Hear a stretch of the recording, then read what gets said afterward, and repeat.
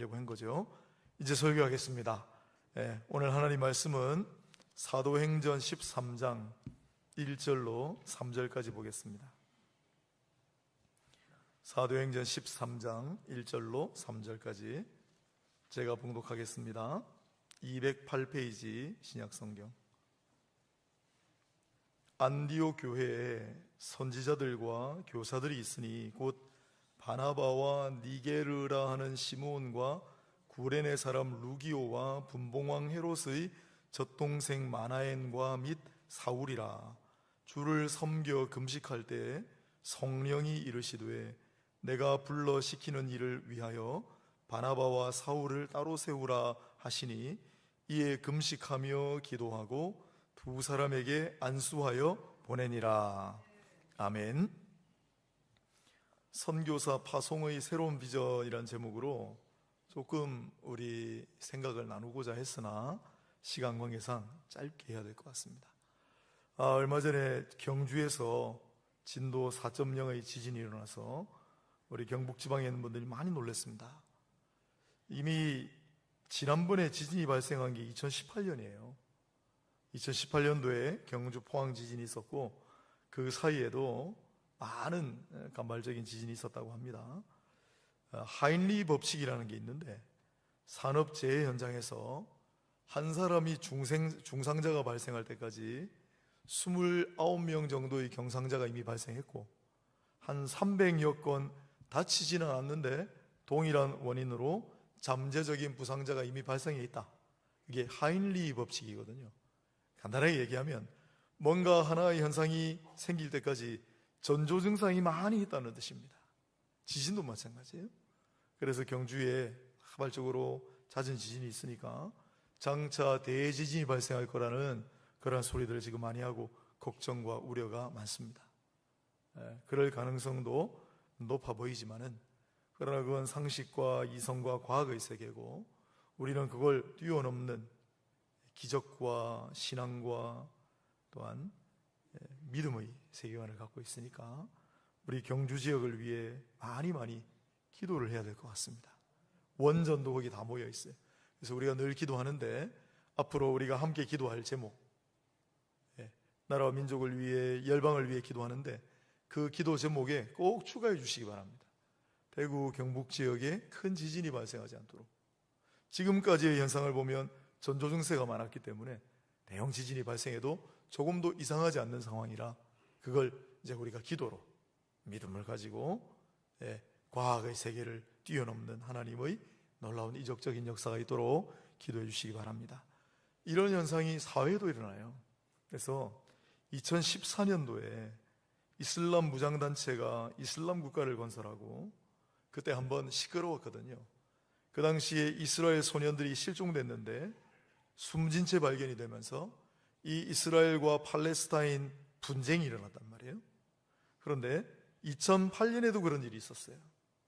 2008년에도 먼저 있었고 2014년도에 큰 분쟁이 일어났고 그래서 그때 그걸 우리가 제2차 가자 전쟁이라고 불렀단 말이에요.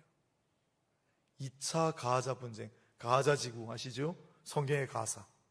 지금 이스라엘하고 하마스하고 전쟁 중에 있는 그때가 2차 가자 분쟁이었어요. 그런데 2023년 오늘 이스라엘과 이슬람 세력인 하마스 간에 전쟁이 벌어졌습니다. 이렇게 뭔가 큰 일이 하나 생기려면 전조 증상이 있다는 거예요.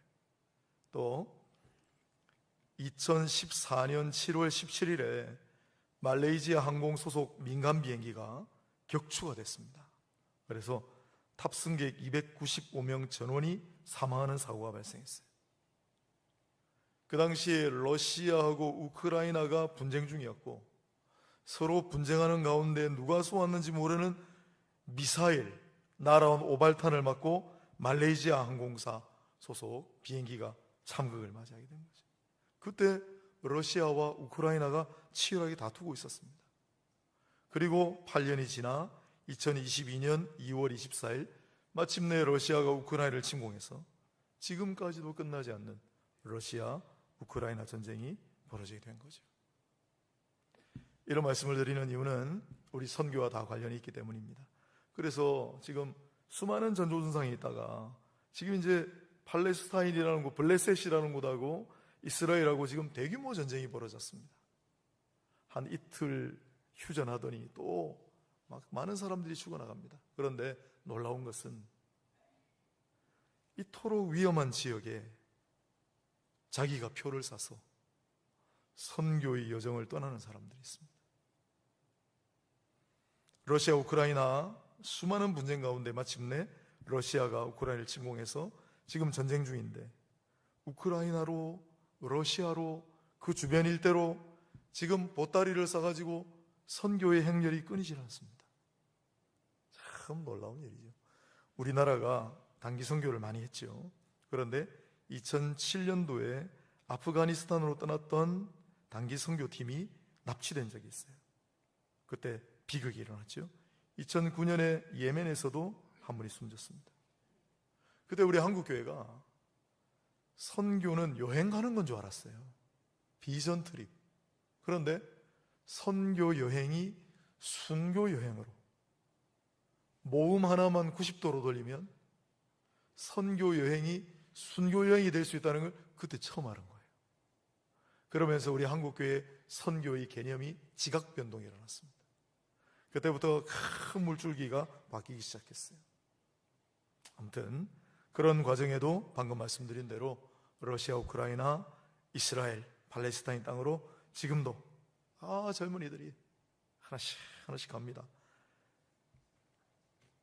이러한 역사는 되풀이되고 있는데 20세기 초에 미국이 자국의 아주 전도 유망한 젊은이들이 전부 선교를 갖다가 순교하니까 이걸 막아야 된다는 큰 움직임이 있었습니다.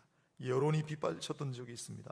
그러나 그러한 결과 은둔의 땅이었던 조선에 복음이 뿌리내릴 수 있었습니다. 교회는 순교자들의 피 위에 세워진다고 하는 우리 초대교부의 말이 맞았습니다. 비전 트립인 줄로만 알았던 선교 여행은 순교 여행이 될 수 있다. 의식했던 안 했던 간에 한국교회는 그 순간부터 선교를 통한 순교자를 배출하기 시작했습니다. 그래서 지금부터 선교하러 가는 분들은 이걸 알고 가는 거예요. 이제 이러한 새로운 선교의 개념이 이제 우리 한국교회 새로운 물줄기를 타고 지금 시작이 되고 있고, 지금 이 순간에도 아프리카로, 크림반도로, 팔레스타인으로 특별히 죽음의 공포에 직면해 있는 어린 아이들 위로하고 생계가 무너진 가장들을 위로하고 돌보기 위해 생명을 걸고 가는 사람들이 있습니다. 그들에게는 선교와 순교는 이음동의어입니다. 소리는 다르지만 같은 뜻이란 뜻입니다. 오늘 본문의 안디옥 교회를 보십시오. 안디옥 교회는 이제 세워진 지 몇 년이 지나지 않은 신생교회였습니다. 그런데 안디옥 교회는 선교사를 파송하기로 결정합니다. 아무 곳에도 교회가 없는 시절입니다. 가는 곳마다 정말 목숨이 위협을 받는 그런 상황인데 과감한 결정을 내립니다. 성령의 음성을 따라. 그래서 오늘 13장 1절을 보면 안디옥 교회에 선지자들과 교사들이 있으니 바나바와 시므온과 루기오와 마나엔과 사울이라. 시간이 많이 없네요. 몇 가지만 소개하겠습니다. 세 가지를 이걸 통해 묵상을 하게 되었습니다. 첫 번째는 안디옥 교회는 바나바와 바울, 사울이죠. 바나바와 바울이라고 하는, 바나바는 제일 선임 목사입니다. 안디옥 교회의 주축인물이라는 뜻입니다. 사울, 바울은 순서상으로 적어놓은 거예요 지금. 그래서 바나바가 먼저고 시므온이 그 다음이고 루기오가 그 다음이고 마나인이 그 다음이고 사울이 제일 마지막에 들어왔겠지만, 그러나 바나바와 바울이 가르칠 때 안디옥 교회가 크게 부흥했다고 그랬으니까 바나바는 제일 선임 인물이고 바울은 가장 능력이 뛰어난 인물입니다. 그런데 이 두 사람을 선교사로 파송을 했습니다. 제가 이걸 보면서 제가 오늘 새로운 비전을 좀 선포하려고 했는데, 우리 교회도 지난번에 12제자 제가 말씀드렸는데 12선교사를 좀 파송하는 그런 비전을 좀 삼아보면 어떨까 혼자 생각했어요. 근데 제가 혼자 막 고민을 많이 합니다. 왜냐하면 12선교사 장차 5년 안에, 그리고 또 비전을 확장시켜서 하면 좋겠는데 혹자는 그렇게 얘기합니다. 한국교회가 12제자, 12선교사, 100명의 선교사, 500명의 너무 숫자 그런 걸 목표로 삼다 보니까 본질, 신앙의 핵심으로부터 자꾸 멀어져가 힘이 떨어진다. 그래서 그런 얘기를 제가 알고 있기 때문에 그걸 수치로 해가지고 비전을 제가 세우고 함께 공유하기가 참 마음이 어렵습니다. 그렇지만 요즘 기도하다가 든 생각이, 우리 교회가 처음 파송 선교사님이 얼마 전에 교회 오셨죠, 그죠? 브라질에 계시면 처음 봤어요. 그분 얼굴을 처음 봤습니다. 부인이 브라질 분이라는 것도 이번에 처음 알았고, 따라서 자녀들도 다 브라질 친구들이라는 걸 이번에 알았습니다. 그리고 또 2호, 3호, 4호, 지금 우리 교회가 제가 생각할 땐 5분의 파송 선교사님을 가지고 있습니다. 권혁주 선교사님 포함한 겁니다. 그러나 앞으로도 어렵죠, 물론. 그러나 안디옥 교회는 신생교회였습니다. 그 중에서도 가장 중요한 인물인 바나바와 그리고 바울 두 사람이나 한꺼번에 파송 선교사를 보냈다는 거. 그래서 초대교회의 역사가 일어났다는 거. 저도 마음이 좀 파송 선교사님들을 더 보내면 좋지 않을까 그런 생각이 있고, 제가 부산에 올 때 큰 포부가 있었습니다. 우리 부산 지역에서만은 제가 제일 선교사님 많이 파송하고 구원하는 교회가 되기를 원한다 그랬는데, 제가 그 꿈을 접었어요. 아시죠? 산성교회 허원구 목사님 때문에. 대연동에 있는 산성교회 허원구 목사님은 선교사 출신인데 그 교회는 파송 선교사님이 100명이 넘습니다. 100명이 넘습니다. 그래서 제가 보고, 지금부터 제가 아무리 열심히 해도 제가 은퇴하기 전까지 절대 감당을 못할 것 같아요. 그래서 포기했습니다. 목사님을 얼마 전에도 만났어요. 물어봤어요. 목사님, 도대체 어떻게 그런 일이 가능합니까? 그거요, 우리 교회는 10명만 모으면 1명 파송합니다. 한 사람당 10만 원씩 한 달에 내고 100만 원 모아가지고 한 사람 파송합니다. 자발적으로 하는 거예요. 우리 교회도 제가 기도하고 소망을 가졌더랬는데, 지난번에 엄진원 선교사님 우리가 파송을 했을 때, 물론 교회에서 하는 건 부담이 되는데 몇 분이 우리가 하겠습니다, 우리가 다달이 어느 정도 하겠습니다, 나머지만 교회에서 해주십시오. 그래서 우리가 엄진원 선교사님 파송했잖아요. 제가 소망을 가집니다. 꿈을 꿉니다. 우리 한 5년 안에 이런 식으로 한 분 한 분 모아서, 내지는 교회에서 좀 바나바와 바울을 파송했던 것처럼 파송 선교사님을 조금 더 보강하면 어떨까, 그 생각하게 됐습니다. 또 두 번째로, 이 바나바와 바울이 선교여행을 갔다가 와서 또 갑니다. 여러 지역으로 갑니다. 그래서 많이 다녔구나 생각을 하게 됩니다. 이제 우리 교회 조금 변화되는 게, 강진수 선교사님이 다낭으로 가셨고요. 그 다낭에서는 계속 우리에게 손짓을 하고 있습니다. 고엽제 환자들, 다낭 중부지방의 원주민들 뿐만 아니라 우리 강진수 선교사님 가셨으니까 또 원주민 마을들을 돌아다니면서 사역하는, 그거를 현장에 계신 선교사님이 계속 저에게 손짓을 합니다. 목사님 같이 합시다, 같이 합시다. 우리가 성전 짓는 것 때문에 계속 미뤄와서 한 번 딱 갔는데, 이제는 제가 강진수 선교사님을 하나님께서 거기에 보내는 걸 보고, 이건 이제 우리가 거부할 수 없는 하나님의 명령이구나, 제가 확신하게 됐어요. 그렇지 않으면 강 선교사님이 나하고 전혀 상의도 없었는데 그 다낭 지역으로 가실 수가 없어요. 그리고 나를 끊임없이 나에게 손짓했던 그 선교사님하고 지금 같이 사역하시거든요. 그래서 다낭을 가야 될 것 같아요. 그 다음에 권혁수 선교사님 미얀마 이번에 제가 처음 갔다 왔잖아요.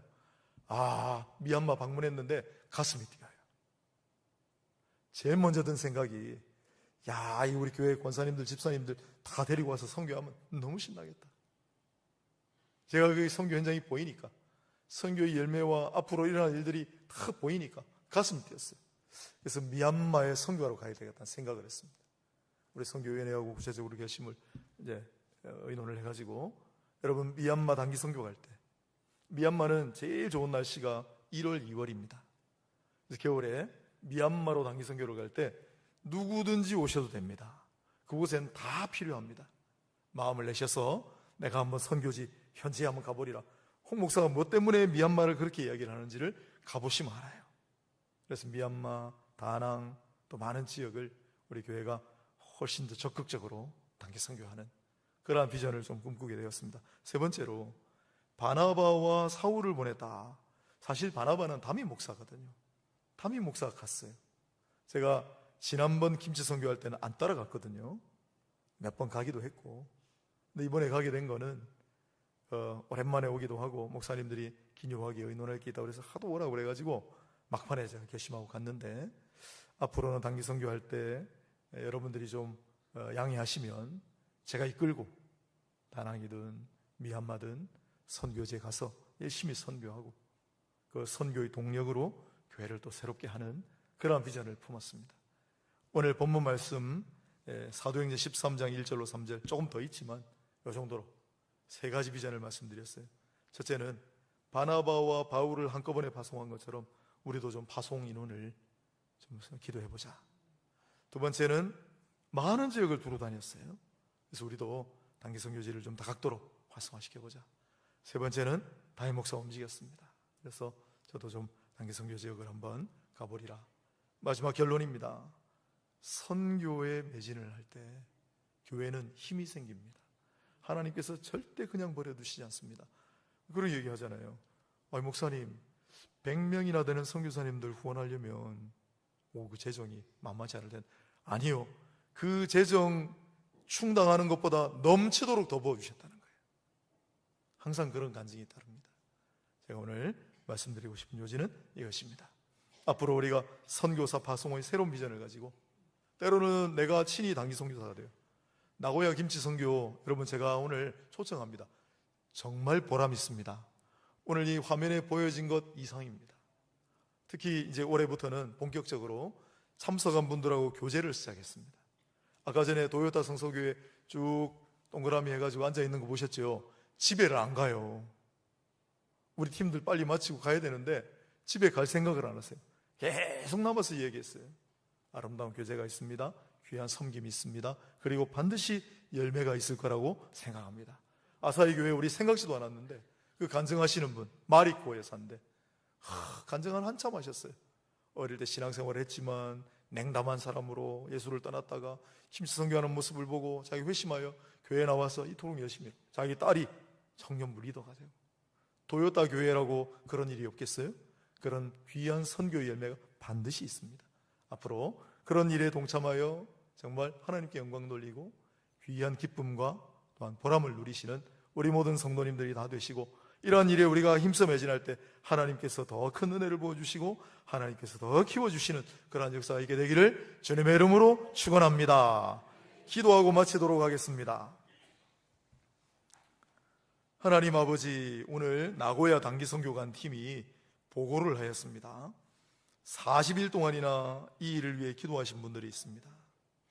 그리고 그 기도를 하나님께서 하나도 헛되이 듣지 않으시고, 우리가 찾아갔을 때 사람들을 예배해 놓으셨고, 그 사람들의 마음문을 활짝 열어 놓으셨고, 게다가 젊은 사람들의 발걸음이 이어지게 하셨고, 어린아이들을 데리고 오게 하셨고, 마음을 열게 하셨고, 서로 정다운 교제를 나누게 하셨습니다. 하나님, 이번에 참석한 분들이 교회의 터를 잡고 신앙생활을 잘 하게 하셔서 우리가 이 다음에 갔을 때 반갑게 만나 내가 그때 회심하였습니다 간증을 들을 수 있는 은혜를 허락하여 주옵소서.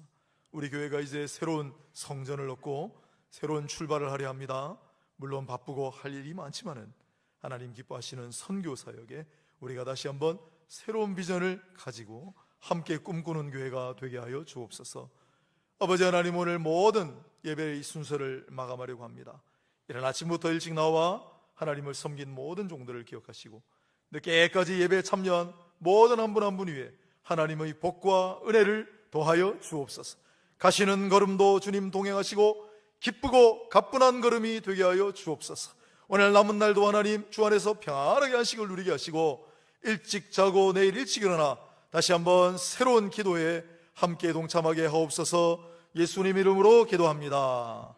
이제는 예수 그리스도의 은혜와 하나님 아버지의 사랑과 보혜사 성령님의 위로 교통하심이 오늘 오후 예배 끝까지 참석하여 선교 보고를 듣고 새로운 비전을 품고 함께 하나님 바라보며 나아가는 모든 이들의 머리 위에 지금부터 영원까지 항상 함께 있을지어다. 아멘.